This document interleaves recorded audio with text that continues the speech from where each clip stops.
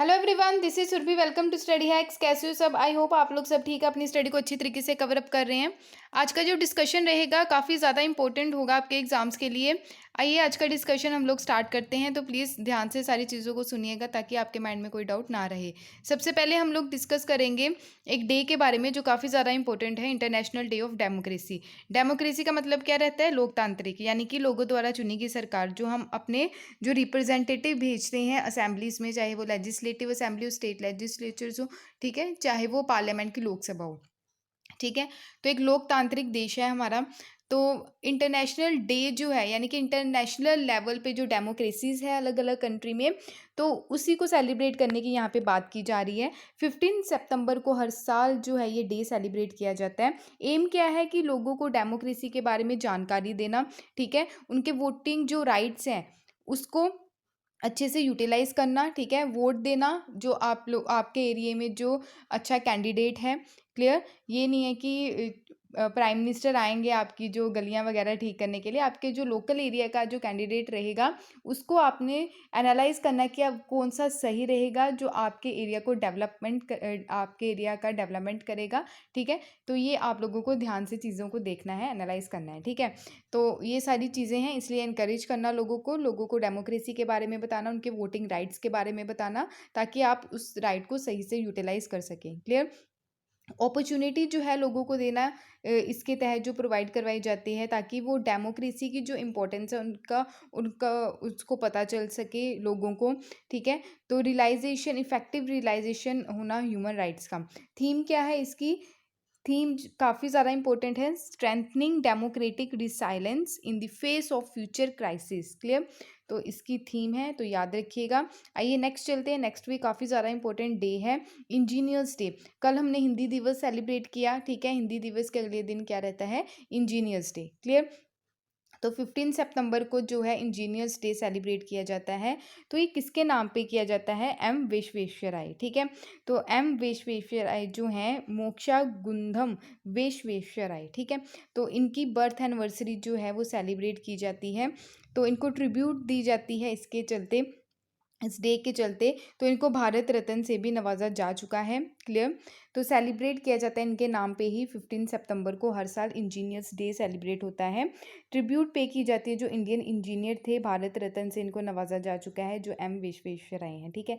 Theme क्या है? Engineering for a healthy planet, ठीक है। तो इसकी थीम भी आप लोग याद रखिएगा। सेलिब्रेट कब किया जाता है ये भी आप लोगों को याद रखना है। क्लियर? नेक्स्ट है, काफ़ी ज़्यादा इंपॉर्टेंट है, कॉन्क्वेर लैंड एयर वाटर। अब इसके बारे में क्या है, क्यों ये न्यूज़ में है, ये जानकारी आपको मैं दूंगी इसके तहत। क्लियर? कॉन्क्वेर का मतलब यानी कि कॉन्क्वेर अधिकार जमा लेना, लैंड पे, एयर पे, वाटर पे। क्लियर? तो ये न्यूज़ में क्यों है? क्योंकि ये बेसिकली बनाया किस लिए गया? क्योंकि जो पर्सन जैसे बैटल फील्ड में इंजर हो चुके हैं, ठीक है, तो इंजरी की वजह से वो डिसेबिलिटी के शिकार हो चुके हैं, तो उसकी वजह से, डिसेबिलिटी की वजह से उनकी जॉब भी चली गई। ऐसे पर्सन्स को सपोर्ट करने के लिए क्लॉ फाउंड किया गया। क्लॉ का मतलब कॉन्क्वेर लैंड एयर वाटर। क्लियर? तो ये फाउंड किसके द्वारा किया गया? इंपॉर्टेंट है, मेजर विवेक जैकब के द्वारा, ताकि इन पर्सन्स को सपोर्ट किया जा सके अपने आने वाली उनकी जो लाइफ है, तो वो लाइफ में अच्छा बेटर कर सकें। क्लियर? तो सोशल इम्पैक्ट जो है वो देखने को मिलता है, यानी कि रिहैबिलिट करना पीपल को जो डिसेबिलिटी के शिकार हो चुके through sports and induce powerful global action for inclusion. अभी क्या हुआ, हाल ही में ही 8 लोगों की टीम थी, ठीक है, जो डिसेबल थे, ठीक है, डिसेबिलिटी के शिकार थे। क्लियर? तो उनके द्वारा एक न्यू वर्ल्ड रिकॉर्ड जो है वो दर्ज किया गया, largest number of people with disabilities, ठीक है। वर्ल्ड हाईएस्ट बैटल फील्ड जो सियाचिन ग्लेशियर है वहाँ पे क्लिम किया गया इनके द्वारा। बेसिकली जो पोस्ट का नाम है वो कुमार पोस्ट पे इनके द्वारा क्लिम किया गया। क्लियर? तो हाइट कितनी? 15,632 फीट पे इनके द्वारा वहाँ पे जाया गया और वर्ल्ड रिकॉर्ड दर्ज किया गया। क्लियर? तो काफ़ी ज़्यादा इंपॉर्टेंट है, ठीक है। तो टीम जो है विद डिसेबिलिटीज़, इनको ट्रेन और लेड किसके द्वारा किया गया? क्लॉ जो है, कॉन्क्रीट लैंड एयर वाटर जो ग्लोबल टीम है, ठीक है। टीम जो है स्पेशल फोर्सेस वेटरन्स जिनके द्वारा सर्विसेज को छोड़ दिया गया ड्यू टू डिसेबिलिटी, ठीक है। जो ये वर्ल्ड रिकॉर्ड बनाया गया एक्सपीडिशन पार्ट जो है operation blue freedom, triple world record भी इनके नाम दर्ज है पहले से ही, ठीक है। तो ये क्लॉ ग्लोबल के अंडर सारी जो इनिशिएटिव्स है वो लिए गए हैं। ये सेटअप कब किया गया कॉन्क्रीट लैंड एयर वाटर, ये 2019 में बाय मेजर विवेक जैकब जो रिटायर हो चुके हैं, पैरा स्पेशल जो फोर्सेस ऑफिसर हैं ये, ठीक है। तो इनके द्वारा जो है ये कमबैक स्काई डाइव इंजरी जो हो गई थी, तो उसके बाद इन्होंने आफ्टर 14 ईयर्स सर्विसेज के बाद आर्मी जो छोड़ दी थी। एम क्या था इनका कि टीचिंग लाइफ स्किल एडवेंचर्स जो हैं पीपल विद डिसेबिलिटी, ठीक है। तो इनको जो सिखाया जा सके एडवेंचर्स क्या क्या है लाइफ में, आगे आने वाली लाइफ में, ठीक है, उसके बारे में इनको सपोर्ट किया जा सके। तो बेसिकली पर्पस यही है। आई होप आपको इतनी चीज़ क्लियर हुई होगी। अगर फिर भी डाउट हो तो प्लीज़ आप लोग ज़रूर कमेंट बॉक्स में बताइएगा। क्लियर। नेक्स्ट है India Africa defence dialogue. India Africa जो है डिफेंस डायलॉग अभी देखने को मिला। पहले हम लोकेशन देख लेते हैं अफ्रीका की। ये हमारी इंडिया है, तो यहाँ पे आपको अफ्रीका कॉन्टिनेंट देखने को मिलेगा। क्लियर। तो अभी बात क्या की जा रही है, इंडिया अफ्रीका डिफेंस डायलॉग जो है, तो डिफेंस एक्सपो जो गुजरात गांधीनगर में होने वाला है उसकी साइडलाइन में ही इंडिया अफ्रीका डिफेंस डायलॉग भी देखने को मिलेगा। कब? मार्च 2022 में। क्लियर। थीम क्या है इसकी इंडिया अफ्रीका डिफेंस डायलॉग की? वो है adopting strategy synergizing and strengthening defence and security corporation. Clear. India Africa defence dialogue जो है ये डिफेंस एक्सपो के साथ साथ आपको देखने को मिलेगा। फाउंडेशन अगर बात करें इंडिया अफ्रीका डिफेंस की, उनके दोनों कॉन्टिनेंट या अफ्रीका कॉन्टिनेंट और इंडिया कंट्री जो है हमारी उनके रिलेशंस की, ये बेस्ड है 2 गाइडिंग प्रिंसिपल्स पे। एक तो है सागर विजन, ठीक है, हमारे जो honourable prime minister of India हैं, ठीक है, श्री नरेंद्र मोदी जी, उनका जो विज़न है सागर, सागर की फुल फॉर्म क्या है? Security and growth for all in the region. 2015 में इसको क्या किया गया था? लॉन्च किया गया था, याद रखिएगा, ताकि जो हमारे इंडियन ओशन वाले जो रीजन में जो कंट्रीज़ हैं उन उन कंट्रीज़ के साथ रिलेशन कैसे बढ़ाना है उस रीजन में, और जो एक्सपोर्ट अगर हम कर सके उस रीजन में, और कैसे प्रोडक्टिविटी बढ़ानी है। क्लियर। तो सिक्योरिटी कैसे बढ़ा के चलनी है, ग्रोथ कैसे बढ़ानी है इंडियन ओशन वाले रीजन में, ठीक है। तो विजन सागर आपको याद रखना है। और वासुदेव कुटुंबकम, ठीक है, यानी कि वन फैमिली, वर्ल्ड जो है वो वन फैमिली है, ये भी एक क्या है, आप बोल सकते हैं गाइडिंग प्रिंसिपल है जो फाउंडेशन के बारे में बात करता है इंडिया अफ्रीका डिफेंस रिलेशन के। क्लियर। अगर बात करिए first ever India Africa defence ministers conclave देखने को मिलेगा जो लखनऊ में उत्तर प्रदेश में होगा, ठीक है। और डिफेंस एक्सपो जो है जो गुजरात में होगा। इसमें जो मिनिस्ट्री जो है को ऑर्गेनाइज करवाया जाएगा ministry of defence and external affair के द्वारा। फर्स्ट सीरीज देखने को मिलेगी ये पैन अफ्रीका इवेंट की। मिनिस्ट्रियल लेवल रन अप करेगा इंडिया अफ्रीका फोरम समिट जो है, फोर्थ जो ज्वाइंट डेक्लेरेशन लखनऊ जो डेक्लेरेशन है अडॉप्ट जो किया गया था आफ्टर कंक्लूजन, ठीक है, 2020 का। तो आउटकम डॉक्यूमेंट जो देखने को मिले था कॉन्क्लेव का। क्लियर। तो आई होप आपको इतनी चीज़ क्लियर हुई होगी। तो India Africa defence minister conclave 2020 में भी ये चीज़ें देखने को मिलेगी, ठीक है, देखने को मिली थी। क्लियर। तो आई होप आपको ये सारी चीज़ क्लियर है। नेक्स्ट चलते हैं जो काफ़ी ज़्यादा इंपॉर्टेंट है, ड्रोन जो है। अगर मैं ड्रोन की अगर बात करूँ तो ड्रोन काफ़ी ज़्यादा मतलब यूज़फुल भी है और काफ़ी ज़्यादा ये थ्रेटन का कारण भी है, ठीक है। तो अभी ड्रोन से हमला भी देखने को मिला जो पाकिस्तान के द्वारा हमारे इंडिया में किया गया, ठीक है। तो इसका गलत इस्तेमाल भी किया जाता है और ये इसका सही यूटिलाइज़ भी किया जा सकता है, ठीक है। तो ये डिपेंड हम लोगों पे करता है। क्लियर। तो अभी जो है जो ड्रोन का यूज़ किया जा रहा है जो रिमोट एरियाज़ हैं जहाँ पे हम मेडिसिन नहीं पहुँचा सकते, तो ड्रोन की सहायता से जो मेडिसिन पहुँचाई जाएगी वहाँ पे। क्लियर। जो स्पेशली जो रिमोट एरियाज़ है जहाँ पे जो फैसिलिटीज़ नहीं है ट्रांसपोर्टेशन की। क्लियर। तो ये तेलंगाना गवर्नमेंट के द्वारा ये सारी चीज़ों का जो है ये स्टार्टअप किया गया है। क्लियर। अगर बात करें union minister for civil aviation Jyotiraditya Scindia जो हैं, इनके द्वारा लॉन्च किया गया है मेडिसिन फ्रॉम द स्काई, ठीक है। तो ये प्रोजेक्ट है पर्टिकुलरली तेलंगाना स्टेट में ये लॉन्च किया गया है, ठीक है। किसके अंडर? ड्रग एंड वैक्सीन जो है ये प्रोवाइड करवाई जाएगी, डिलीवर की जाएगी ड्रोन का यूज़ करके। Ministry of civil aviation and directorate general of civil aviation जो है ग्रांट करेंगे इसको स्पेशली जो ड्रोन रूल 2021 है उसके तहत, ठीक है। और साथ में मिलके Indian council of medical research and Indian institute of technology Bombay, ठीक है, ये साथ में मिलके यहाँ पे काम करेंगे। परमिशन जो है रिलेटेड टू ग्रांट और Indian council of medical research जो है experimental beyond visual line of site vaccine delivery जो है अंडमान एंड निकोबार आइलैंड में भी पहुँचाएगी, मणिपुर में भी, नागालैंड में भी। जो हाइट है 3000 मीटर यूजिंग, यानी कि 3000 मीटर की हाइट पे ड्रोन जो है ड्रोन यूज़ किया गया, स्पेशली जो मेडिसिन्स प्रोवाइड करवाने के लिए, ठीक है, जो रिमोट एरियाज़ हैं। Indian institute of technology Bombay की बात करें तो आईआईटी बॉम्बे जो है रिसीव किया गया कि ड्रोन यूज़ कर सकते हो, उसकी परमिशन दी गई for research development and testing of drones in on premises, ठीक है। तो एग्जाम्शन यानी कि छूट दी गई related to term and conditions, ठीक है। एयर स्पेस क्लियरेंस मिला, ठीक है, वैलिड फॉर 1 ईयर के लिए वैलिड रहता है डेट ऑफ अप्रूवल, ठीक है। तो आई होप आपको इतनी चीज़ क्लियर हुई होगी। नेक्स्ट अगर चलते हैं आईसीएमआर के बारे में भी हम कुछ जानकारी प्राप्त कर लेते हैं, ताकि आपका एग्जाम में अगर क्वेश्चन बने तो आपको कोई कन्फ्यूज़न ना रहे, ठीक है। तो पहले आईसीएमआर को क्या बोला जाता था? इंडियन रिसर्च फंड एसोसिएशन बोला जाता था। 1911 में इसका फॉर्मेशन हुआ। बाद में इसका रीनेम कर दिया गया 1949 में Indian council of medical research, ठीक है। तो ये गवर्नमेंट ऑर्गेनाइजेशन है, क्लियर। हेडक्वार्टर कहाँ पे इसके? न्यू दिल्ली में इसके हेडक्वार्टर आपको देखने को मिलेंगे। आज के टाइम में जो डायरेक्टर जनरल है वो है बलराम भार्गव, और पेरेंट ऑर्गेनाइजेशन कौन सी है? Ministry of health and family welfare. तो आई होप आपको ये सारी चीज़ क्लियर हुई होगी। अगर फिर भी कोई डाउट है तो प्लीज़ आप पूछिए ज़रूर, ठीक है। नेक्स्ट, भूपेंद्र पटेल। भूपेंद्र पटेल मैंने पहले भी डिस्कस किया था, ये अभी गुजरात के न्यू सीएम अपॉइंट किए गए हैं। पहले कौन थे? विजय रूपानी थे, क्लियर। तो फर्स्ट टाइम लेजिस्लेटर जो हैं भूपेंद्र पटेल, इनको इलेक्ट किया गया है as a new chief minister of Gujarat. Bhupendra Patel ये 17th चीफ मिनिस्टर बने हैं गुजरात के। तो इनके द्वारा सक्सीड किसको किया गया है? विजय रूपानी को, क्लियर। ये जो भूपेंद्र पटेल हैं ये एमएलए थे फ्रॉम घाट लोडिया सीट थी इनकी, अहमदाबाद सिटी 2017 में, ठीक है। भूपेंद्र पटेल जो है काफ़ी मतलब क्लोजली आप देख सकते हैं आनंदीबेन पाटिल जो हैं गवर्नर हैं उत्तर प्रदेश के, एंड फॉर्मर चीफ मिनिस्टर भी रही हैं गुजरात की, ठीक है। तो 59 ईयर ओल्ड जो हैं भूपेंद्र पटेल, ये एमएलए हैं। इनकी कॉन्स्टिट्यूंसी जो है आपको याद रखनी है घाट लोडिया, ठीक है। तो डिप्लोमा यानी कि सिविल इंजीनियरिंग इन्होंने कर रखी है, इतना याद रखने की ज़रूरत नहीं है, ठीक है।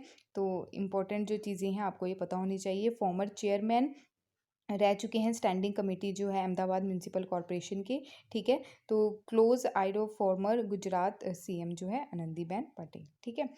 तो ये आपको इम्पोर्टेंट क्या याद रखना है? Article 163, 164, 167 related to chief minister जो स्टेट में अपॉइंट किए जाते हैं, ये पहले भी मैंने डिस्कस किया था, ठीक है।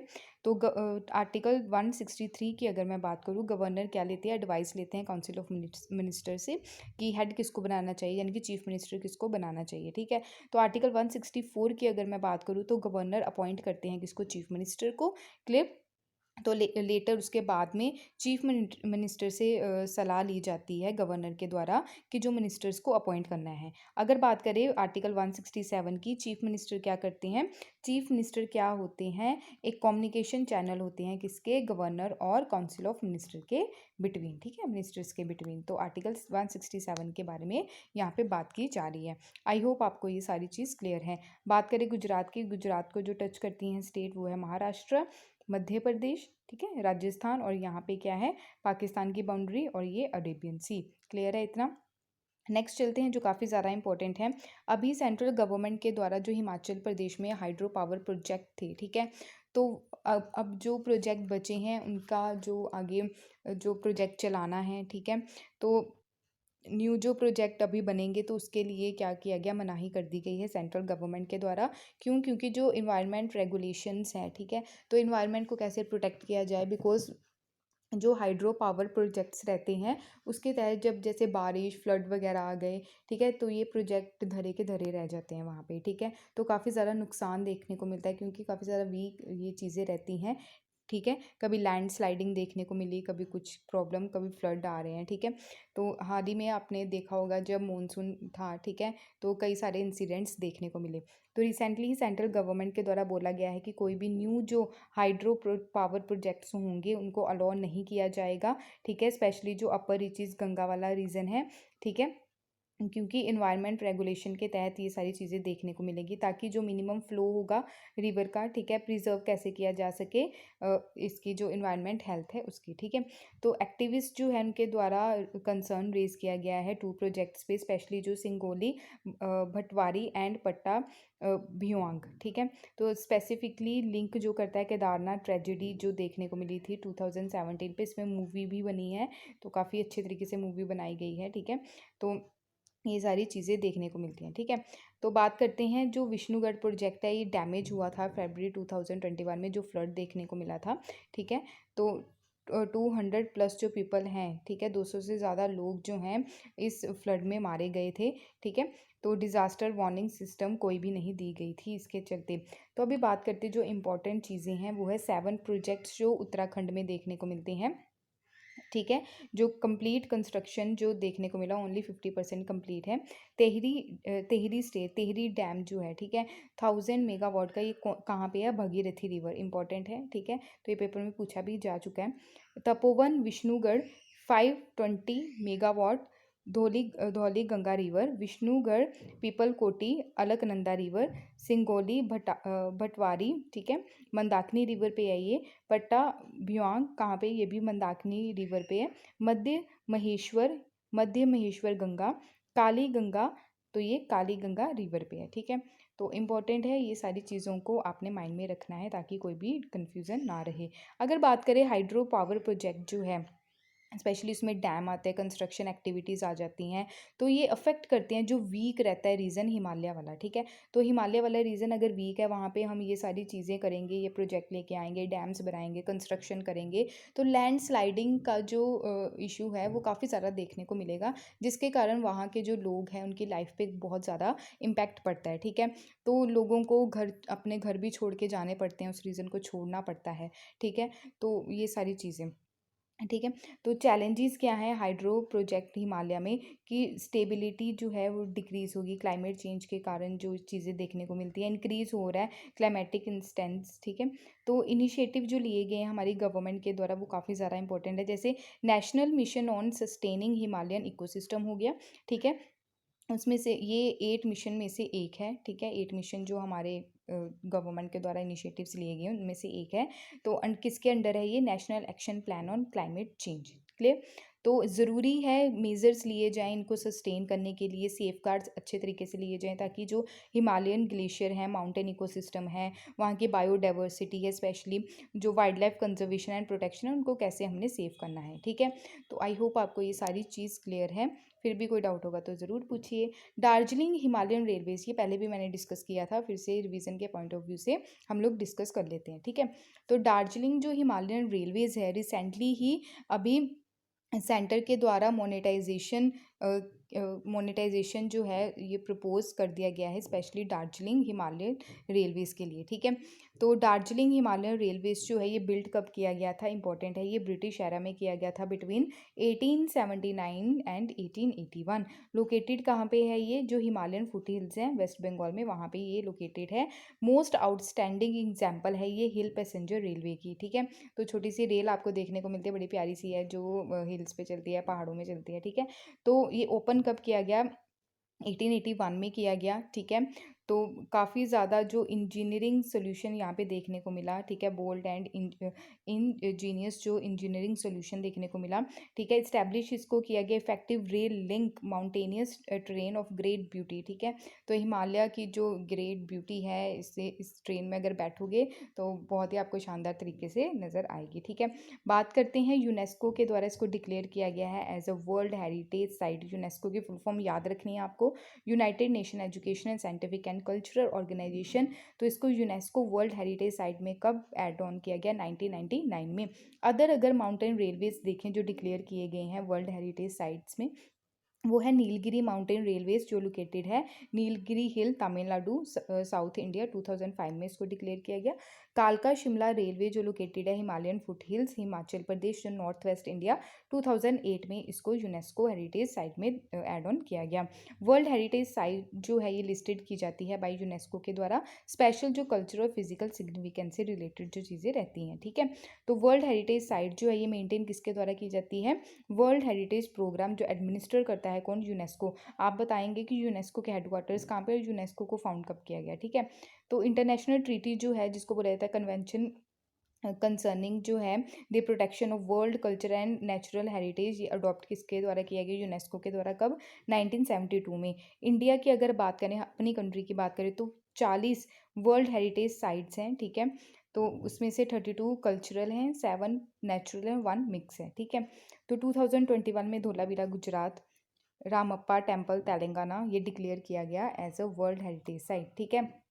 तो टोटल रामसर साइट्स कितनी है? ये बहुत बार मैंने डिस्कस किया है, तो बताइएगा टोटल रामसर साइट्स कितनी है हमारी इंडिया में, ठीक है। तो आई होप आपको ये सारी चीज़ क्लियर है। नेक्स्ट चलते हैं, काफ़ी ज़्यादा इंपॉर्टेंट है। सुपर 30 मूवी किस किस ने देखी है? अगर देखी है तो आप इन्हें पहचान गए होंगे, ठीक है। ये कौन है? ये आनंद कुमार हैं, ठीक है।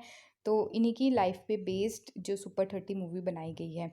तो इनको हाल ही में ही स्वामी ब्रह्मानंद अवार्ड 2021 से नवाजा जा चुका है, ठीक है। अभी नवाजा गया है रिसेंटली ही। क्यों? क्योंकि ये इनके द्वारा सुपर 30 के ऊपर बहुत अच्छे तरीके से काम किया गया। ये काम क्या करते हैं? जैसे गरीब बच्चे रहते हैं जो पढ़ना चाहते हैं आईआईटी में एंट्रेंस के लिए, ठीक है, तो उनको ये एजुकेशन प्रोवाइड करवाते हैं फ्री में। सुपर 30 का इनका बैच रहता है जो हर साल सिलेक्शन देखने को मिलती है आईआईटी में, ठीक है। तो सुपर 30 के फाउंडर हैं ये आनंद कुमार, ठीक है। इनको स्वामी ब्रह्मानंद अवार्ड 2021 से नवाजा गया है। किस फील्ड में? क्योंकि इनके द्वारा कंट्रीब्यूट किया गया एजुकेशन में सुपर 30 इनिशिएटिव के चलते, ठीक है। जो अंडर प्रिविलेज जो स्टूडेंट्स हैं स्पेशली आईआईटी एंट्रेंस एग्जाम के लिए जो प्रिपरेशन करते हैं, ठीक है, स्पेशली उनके लिए। क्लियर? तो नेम जो है इसका अवार्ड का वो है स्वामी ब्रह्मानंद के नाम से ये इंस्टीट्यूट किया गया। स्वामी ब्रह्मानंद कौन थे? ये फ्रीडम फाइटर थे, फॉर्मर एमपी भी रह चुके हैं, सेंट भी रह चुके हैं, ठीक है। तो इनके द्वारा सेक्रीफाइस किया गया, कंट्रीब्यूशन किया गया एजुकेशन की फील्ड में, ठीक है। तो इनसे पहले जो हैं फ्रेडी राइक अरीना, ठीक है, जो जर्मन नेशनल यानी कि जर्मनी की पर्सनालिटी थे, ठीक है। तो इनको अवार्ड से नवाजा जा चुका है। जो काउस जो मथुरा में जो बीमार काउस थी, ठीक है, उनकी जो लाइफ है वो बचाई गई, तो उसके चलते ये स्वामी ब्रह्मानंद अवार्ड इनको दिया गया, जो फर्स्ट स्वामी ब्रह्मानंद अवार्ड दिया गया फॉर काउ प्रोटेक्शन के लिए 2019 में। तो आई होप आपको इतनी चीज़ क्लियर है।